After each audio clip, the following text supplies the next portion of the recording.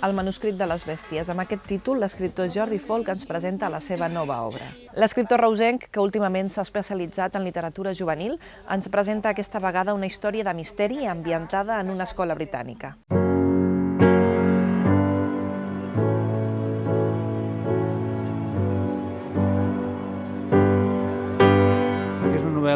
Potser la més ambiciosa de les que he escrit. La nit del 13 d'agost de l'any passat vaig tenir un mal somni que em va fer que m'alcés del llit i vaig dir oblida-li i torna a dormir, cosa que vaig fer i vaig repetir el mateix somni ple de detalls. I certament en aquell moment vaig construir a partir del somni, que de fet només ocupa un petit paràgraf al meu llibre, una història terrible, tèrbola, gòtica, entorn a uns misteriosos esdeveniments que succeeixen en una escola religiosa a l'Anglaterra del 38. Tot això en un manuscrit que un escriptor que porta el meu nom, que sóc jo, rep, i que després, no creient-se al manuscrit, es posa a investigar. Per tant, són dues històries en una, un llibre que té 3 inicis i té 2 finals, i que intenta, i penso que aconsegueix, lligar el lector fins al final, amb una sorpresa de gran guinyol que el lector no s'espera. El manuscrit de les bèsties, que narra unes desaparicions en una escola religiosa, sembla que és la història protagonista i principal, i ho és, fins al moment en què es troba el lector amb un capítol que és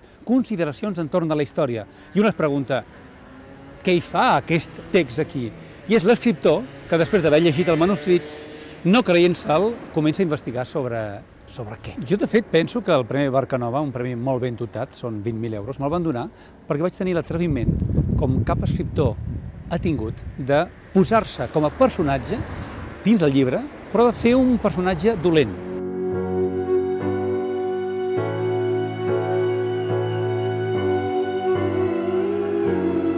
Sempre m'he sentit molt bé parlant i tractant de temes per a infants i joves, potser perquè aleshores encara no han perdut aquella capacitat de fascinació, aquella innocència, aquella ingenuïtat que els adults ja no tenen. Alguns dels temes que jo tracto, per ser tan imaginatius, jo diria que serien bandejats pel públic adult. Tot i que he de reconèixer que el gènere fantàstic és aquell encara en què amb bones dosis d'imaginació l'adult accepta.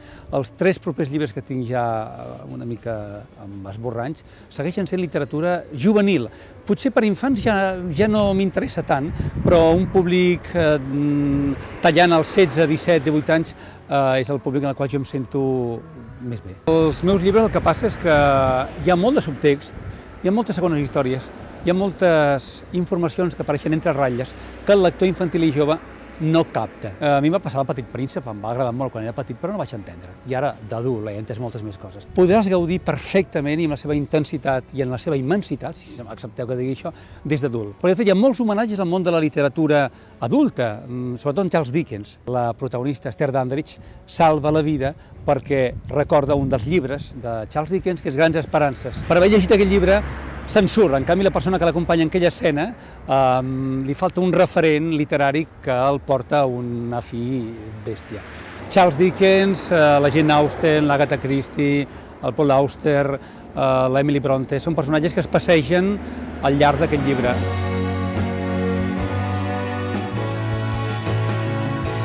Mireu, les escoles el que fan és que reben el llibre, reben unes propostes didàctiques, s'han llegit el llibre, et fan preguntes després sobre el llibre i te n'adones que realment han gaudit. Et permet un tu a tu, un vis-a-vis, penso que pels escriptors molt útils, perquè a més, jo soc escriptor ara de jornada completa, des del mes de març d'aquest any, no soc mestre. Hi ha molts escriptors que són mestres i que tenen aquest contacte directe amb els seus alumnes.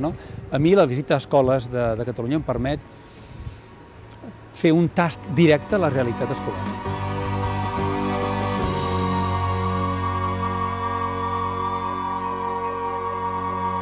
Durant les festes de Nadal, els teatres s'omplen de programació especial per a aquesta època de l'any. Després del seu pas per l'Auditori i pel Palau de la Música, la Strauss Festival Orquestra va arribar al Teatre Fortuny Valsos a Johann Strauss per acomiadar l'any.